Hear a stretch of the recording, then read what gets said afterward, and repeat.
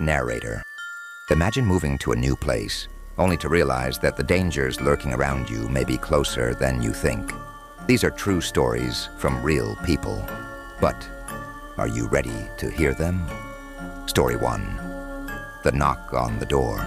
When I moved in with my dad at 10, I didn't know anyone in the area except for a family he was friends with. They were just down the street, a single mom and her 3 kids. I mostly remember the oldest daughter. She was only 12, but she and I had a connection, the kind you can't explain, even though we didn't see each other that often. One night, her brother and a friend of ours, Rob, were hanging out at her place. It was one of those nights where everything felt a little off. The kids were alone because their mom was working late as usual, helping this woman she had befriended. She had no idea the woman's sister, a recently discharged mental patient, was hiding a dark secret.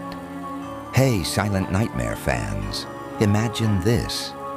You're a kid, home alone at night, and there's a knock on the door. Do you answer it? Or do you hide and wait for someone else to get it?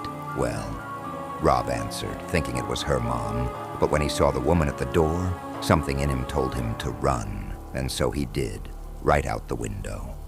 But that woman, she wasn't her mom, and she wasn't there for small talk. Rob's friend and her younger brother tried to get away, but only the younger brother managed to escape, running to the neighbor's house to call the police. The woman, the sister of their mom's friend, had entered the house with a hidden agenda. She was hunting, and she didn't stop until she found my friend. Just a week before Christmas, my friend was brutally killed.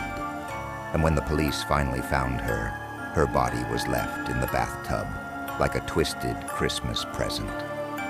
Have you ever felt a chill down your spine when someone looked at you, like they weren't seeing you, but something they could take? Well, that's the kind of look that woman had on her face, according to the police reports. Story 2. The Stalker in the Woods. This story didn't happen to me, but it's one my grandmother would never forget. About 15 years ago, in the dead of winter, she was walking home alone from the library. Just picture this, a small wooded path, the sun setting fast, and the shadows growing darker every second. She noticed someone walking behind her, someone getting uncomfortably close. What would you do? It's winter, it's freezing, and someone's following you down an empty road. Would you try to confront them, run, or just hope they go away? My grandmother kept her pace steady, keeping her eyes on her driveway up ahead.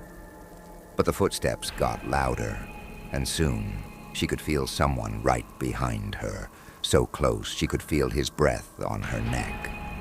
When he finally spoke, his voice was a low, menacing whisper. "Hand over your purse or I'll cut you." Without missing a beat, she stepped forward, turned, and pulled out the .38 she kept in her purse, shooting him right in the neck. If you liked this story, then like the video. And subscribe to our channel to see such true stories, and also share this video with your friends so that they can also watch such a story.